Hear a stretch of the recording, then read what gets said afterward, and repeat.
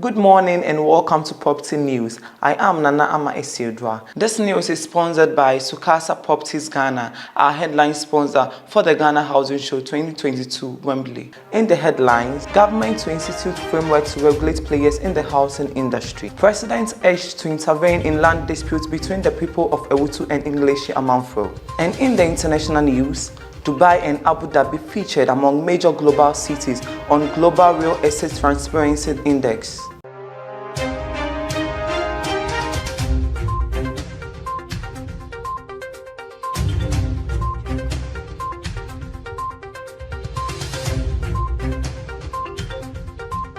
The news now in detail. Government to institute framework to regulate players in the housing industry. The Deputy Minister for Works and Housing, Mr. Abdullahi Abanga, has expressed government's resolve to institute robust regulatory framework to regulate and enhance the activities of industry players in the housing industry. He said the establishment of the regulatory framework and its institutional regimes will create an enabling environment for good practices in the housing sector. Addressing participants of the 2022 Africa Real Estate Society Conference in Accra, the Deputy Minister indicated that government has successfully instituted the Ghana Building Code, which sets out the requirements and recommendations for standards in the built environment. To effectively operationalize the code, the ministry has also concluded the review of the Building Regulations LI 1630 in 1996, which is currently before Parliament. Given the growth rate of the real estate industry in the country,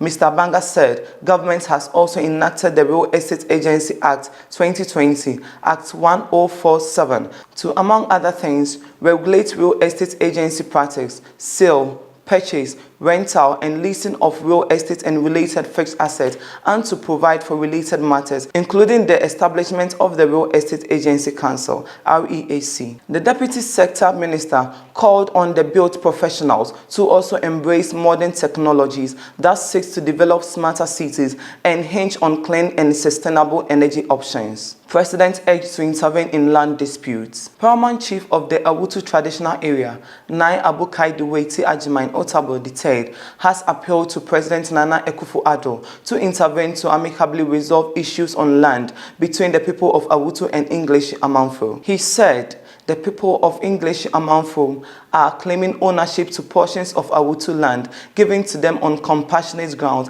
and had managed to secure a court ruling in their favor, claiming that portions of the disputed lands, including Kaswa, belonged to them. He said all attempts to have their land backs had failed and called on government intervention to avoid any clash. Nai Otabel said the Awutu people have stopped all the violence in the past and stressed the need for the president's intervention for a peaceful settlement. The Paramount Chief also appealed for the construction of some bad, major and access roads in the area, taking a toll on their lives, citing Awutu to Obracheri Road. He also appealed for an ultra-modern market in Bodrase to replace the old one and dilapidated one to boost economic activities which now get disrupted when it rained. A report by National Development Planning Commission, NDPC, on slums in the country indicates that the number of people living in slums increased from 5.5 million in 2017 to 8.8 million in 2020, a 60% increase. The report classified slum dwellers as persons having inadequate housing and basic services. Such persons suffer household deprivation, such as lack of access to improved water resources, improved sanitation facilities, sufficient living areas, poor housing durability, and security of tenant issues. It added that there were 23 slums in the country and located in Accra, Tema Ashaman area, Kumasi, Tamale, and Takrady. These slums did not develop overnight and simultaneously, so there are issues to call into attention. The locations of the slums in the country are mostly found in commercial and urban centers. Let's go for a quick commercial break. We'll be right back.